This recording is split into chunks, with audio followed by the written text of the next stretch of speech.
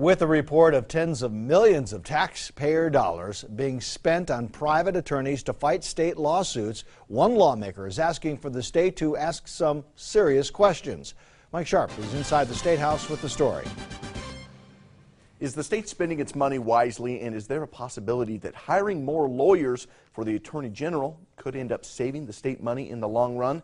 Those are questions Boise Representative John Gannon is asking, and he wants the state to start asking them too. Let's get to the bottom of it. Let's make sure that we're on the right path for our state. Boise Representative John Gannon wants to get to the bottom of tens of millions of taxpayer dollars that were spent in the last 3 years on private attorneys.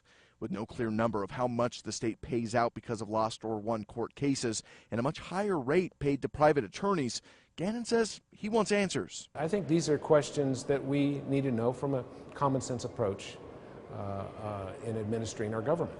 Gannon wants to ask the Office of Performance Evaluation to review the success of the state's attorneys general battling court cases and whether higher funding could help the state in its management of those cases. It's always very important, every program. In every program, you want to make sure that you're spending the money and getting the best bang for the buck. For years, the Attorney General has asked for a higher budget to hire more attorneys on staff, hoping to save money on paying for those high-cost private attorneys. With new numbers of how much those attorneys may be costing, budget leaders are ready to dig into the issue a little bit more. Our issue is the cost to go out for contracts the way we want to do budgeting, or should he have more in-house help? Representative Bell says the issue isn't about the money as much as concern over whether a tight budget is hamstringing the state's attorney general in winning cases. And that's something she wants to get to the bottom of as well. We have to give him the resources he needs to do his job.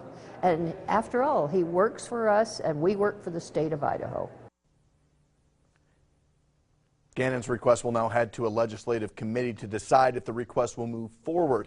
He says he's hopeful the process of that decision will move quickly. Live in studio, I'm Mike Sharp. Today 6 on your side.